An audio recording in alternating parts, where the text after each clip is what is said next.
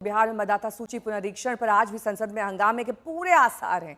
कांग्रेस के अखिलेश प्रसाद सिंह, रंजीत रंजन और आम आदमी पार्टी के सांसद संजय सिंह ने नियम 267 के तहत चर्चा का नोटिस दिया है।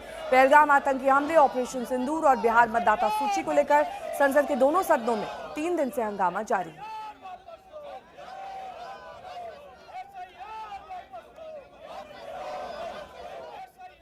माननीय हो आप, माननीय जैसा व्यवहार करो, जाइए अपनी सीट पर। सदन की कार्रवाई आज 12 बजे तक के लिए स्थगित की जाती है। संसद के मानसून सत्र में पिछले 3 दिनों से एक ही बात हो रही है। सदन की कार्यवाही शुरू होती है और कुछ देर में स्थगित हो जाती है। विपक्ष के हंगामे पर कल स्पीकर ओम बिरला ने बड़ी बात कह दी। आपका जो आचरण है, जो व्यवहार है, वो सड़कों का आचरण व्यवहार आप संसद में कर रहे हैं। ये देश देख रहा है।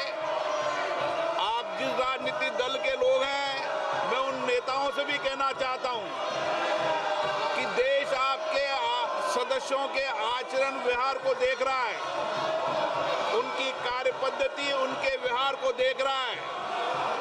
मैं पुनः कहना चाहता हूं, सदन में तख्तियां लेकर आने वालों पर मुझे निर्णायक कार्रवाई करनी पड़ेगी। कल लोकसभा में मॉनसून सत्र के तीसरे दिन सुबह 11 बजे कार्यवाही शुरू हुई और 11:08 पर दोपहर 12 बजे तक के लिए स्थगित कर दी गई। दोपहर 12 बजे कार्यवाही शुरू हुई तो फिर 8 मिनट के भीतर दोपहर 2 बजे तक के लिए कार्यवाही स्थगित कर दी गई और दोपहर 2 बजे जब कार्यवाही शुरू हुई तो वो 3 मिनट भी नहीं चल पाई। सदस्यों, सभा की कार्यवाही गुरुवार दिनांक 24 जुलाई 2025 को प्रातः 11 बजे तक स्थगित की जाती है। विपक्ष पहलगाम हमले, ऑपरेशन सिंदूर, सीजफायर पर ट्रंप के दावे, विदेश नीति और बिहार में मतदाता सूची के विशेष गहन पुनरीक्षण पर चर्चा की मांग कर रहा है। लोकसभा बिजनेस एडवाइजरी कमेटी की बैठक में ये सहमति भी बन गई कि पहलगाम आतंकी हमले और ऑपरेशन सिंदूर पर 16 घंटे बहस होगी। लेकिन कल संसद की कार्यवाही शुरू होने तक ये साफ नहीं था कि बहस कब होगी। लेकिन दोपहर होते होते तारीख भी आ गई। सूत्रों के मुताबिक सोमवार 28 जुलाई को इस पर चर्चा होगी और अगले रोज राज्यसभा में इस पर चर्चा होगी। हालांकि इस पर प्रधानमंत्री के बयान को लेकर सरकार की तरफ से कोई वादा नहीं किया गया है। एक तरफ अगर आप डिमांड करते हैं प्रधानमंत्री रहें और प्रधानमंत्री संडे तक नहीं है और वो रहना चाहते हैं, मुझे आशा है कि जरूर रहेंगे वो, तो नेक्स्ट वीक के पहले संभव नहीं है। इट में भी मंडे, इट में भी ट्यूसडे। हमने कह दिया कि इससे ज्यादा मत किसका है। आज मानसून सत्र का चौथा दिन है। बड़ा सवाल यह है कि दोनों सदनों में 3 दिन से जो तूफान नजर आ रहा है, क्या आज वो शांत होगा? आज तक ब्यूरो।